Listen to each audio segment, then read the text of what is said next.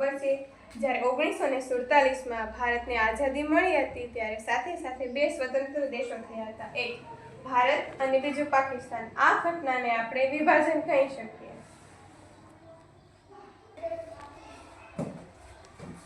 સાહેબ, વિભાજન પછી શું થયું? લાખો લોકો પોતાના ઘર, મકાનો, રહેઠાણો છોડીને ભારતમાંથી પાકિસ્તાન અને પાકિસ્તાનમાંથી ભારત આવ્યા. તેઓને આપણે નિરાશ્રિતો કહી શકીએ.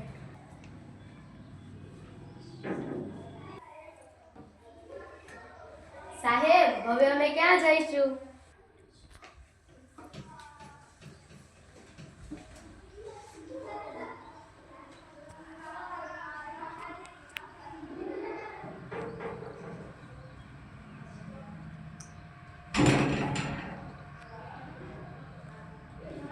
હવે અમે શું કરીશું? થયું? બૂમો કેમ પાડી રહ્યા છો? અમે પાકિસ્તાનમાંથી આવ્યા છીએ. સરકારે અમને અહીં નિવાસિતાના માટેના કેમ્પમાં રહેવા મોકલ્યા છે. અમે ત્યાં જ જઈએ છીએ. સર ઉભા રહો. નિરાશ્રિતોનો કેમ્પ એટલે શું?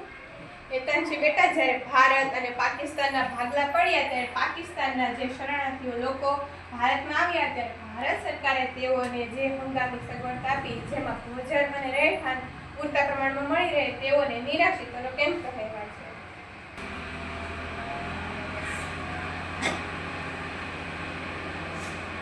સરસ મજાનું નાટ્ય રૂપાંતર અમારી નવા ઉગલા પ્રાથમિક શાળાના બાળકોએ સામાજિક વિજ્ઞાનનું જે લેસન છે, સ્વાતંત્ર્ય પછીનું ભારત, એની જે મોડ્યુલની અંદર પ્રવૃત્તિ છે એનું નાટ્ય રૂપાંતર કરેલું.